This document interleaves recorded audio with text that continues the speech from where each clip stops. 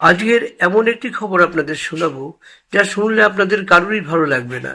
আসুন সেই খবরটি কি তা নিয়ে আজকের আমরা আপনাদের সামনে তুলে ধরব। সঞ্জয়ের ফাঁসি চাইনি, আরজিকর কাণ্ডে বিস্ফোরক অভয়ের মা।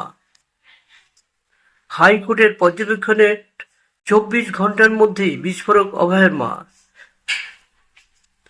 সঞ্জয় রায়ের ফাঁসি চাইনি, কারণ এই ষড়যন্ত্রের একমাত্র চাক্ষুষ সাক্ষী হতে পারে। শুক্রবার সরাসরি এই দাবি করলেন নির্যাতিতার মা রত্না দেবনাথ।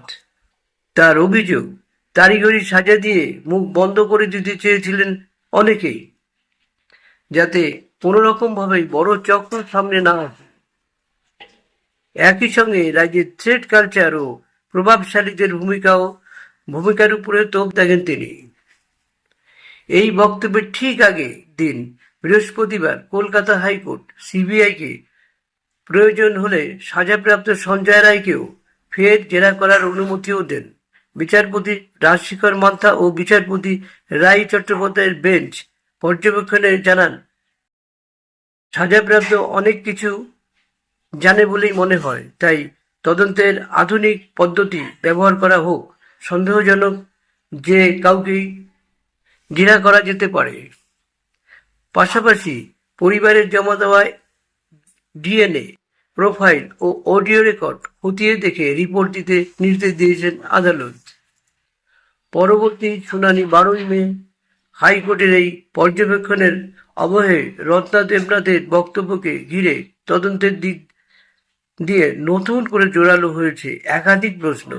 আবেগে ভেঙে পড়েন রত্না দেবী, আরও বলেন, আজ হয়তো মেয়ের এমডি শেষ হতো, সংসার করতো, এখন শুধু স্মৃতি। ও আমাকে আর কখনো মা বলে ডাকবে না।